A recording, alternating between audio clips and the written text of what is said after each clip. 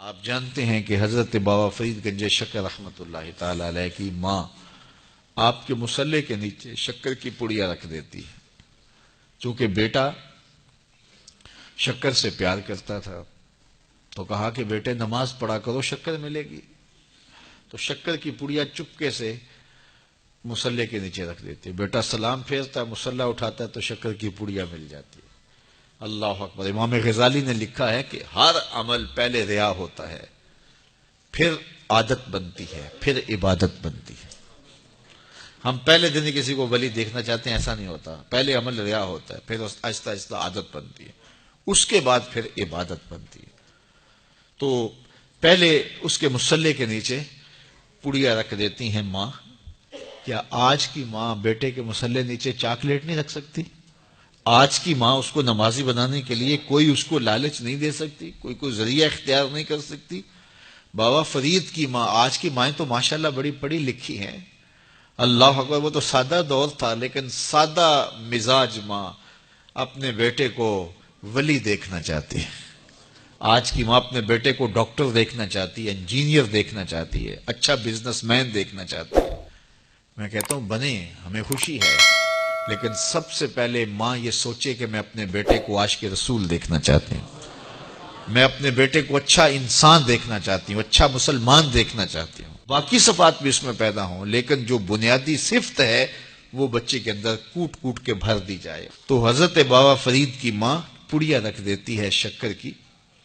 اللہ اکبر۔ ایک دن کہیں گئی تھی، واپس پلٹی تو راستے میں ہی لیٹ ہو گئی، تو دل میں رہ کے خیال آ رہا ہے آج بیٹا مصلی اٹھائے گا تو میں نے تو آج شکر کی پڑیا نہیں رکھی۔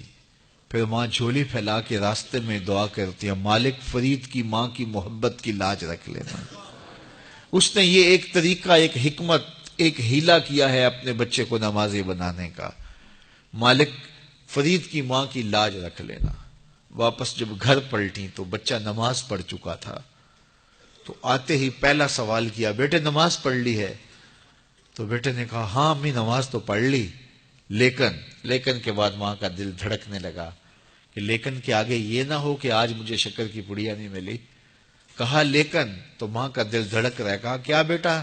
کہا لیکن ماں آج جو شکر کی پڑیا ملی ہے نا، اس کا چس ہی کوئی اور تھا، اس کا مزہ ہی کوئی اور تھا، اس کا لطف ہی کوئی اور تھا۔ کہا پہلے فرید کی ماں دیتی رہی، اب فرید کا رب دے رہا ہے۔ اللہ اکبر۔ تو مائیں اپنے بچوں کی اچھی تربیت کی ضامن ہوتی ہیں۔ اقبال کہتا ہے تو نہ دانی کے سوزے کراتے تو، دیگر گوں کر تقدیر عمر را۔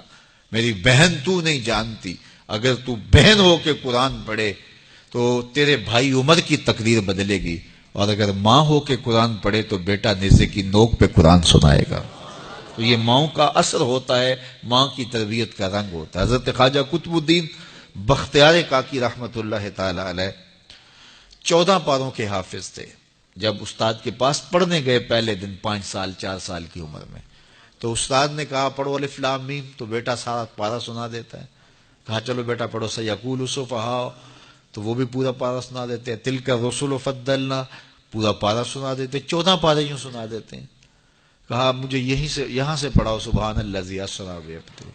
تو استاد حیرت سے کہتا ہے بیٹے جہاں سے 14 پارے حفظ کیے ہیں اسی درسگاہ سے باقی 16 بھی حفظ کر لیتے۔ کہا میری ماں کو آتے ہی 14 پارے تھے، حفظ 14 پارے میری ماں نے کیے تھے، اور صبح جب اٹھتی تھی کام بھی کرتی رہتی تھی اور قرآن بھی پڑھتی رہتی تھی، اور یہ 14 پارے ہمیں بچپن میں ماں کی گود میں یاد ہو گئے۔ اللہ اکبر۔ جب ماں ایسی ہو تو بیٹا قطب الدین بختیار کاکی ہی بنے گا، ماں مائی راستی ہو تو بیٹا بابا فرید بنے گا، اور ماں ایسی پاکیزہ صفت ہو کہ اس نے غیر محرم کو نہیں دیکھا تو بیٹا شیخ عبد القادر جیلانی ہی ہوگا، اور ماں فاطمہ ہو تو بیٹا حسین اور حسن ہی ہوگا نا۔ تو ماؤں کی تاثیر ہوتی ہے، ماؤں کی تربیت کا رنگ اترتا ہے اولاد کی تربیت میں، اور ان کی عادات میں جھلکتا ہے۔ کسی شخص کی اچھی تربیت ہوئی دیکھیں تو دیکھیں اس کے پیچھے اس کی ماں کھڑی ہے، اس کا باپ کھڑا ہے، تو ماں باپ کی صالحیت کے اثرات مرتب ہوتے ہیں۔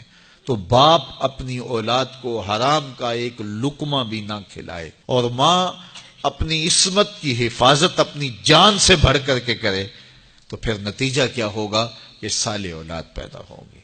لیکن جب ہم اپنے لقمے کا خیال نہیں کریں گے کہ پاکیزہ ہے یا ناپاکیزہ، اور ماں پردہ کرنا نہ کرنا اس کو کوئی فرق ہی نہیں سمجھتی ہے، تو پھر وہ بھول جائے کہ اس کی اولاد صالحیت کے رنگ میں ڈھلے گی. تو اچھی مائیں اچھی اولاد کی تربیت کی ضمانت ہوتی ہیں، اور لقمہ حلال اچھی اولاد کی تربیت کا ضامن ہوتا ہے.